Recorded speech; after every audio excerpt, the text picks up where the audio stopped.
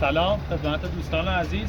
تعویض لاستیک ساخت سوپاپ رو داریم روی کار که هم هزینه کمتری داره و هم وقت کمتری میبره.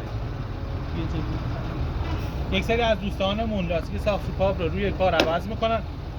ما روی سوپاپ ها نشون گذاشتیم برای اینکه زمانی که خار سوپاپ رو در میاریم، فنرها رو آزاد میکنیم، سوپاپ میچرخه، برگردونیم سر جای خودشون ببریم.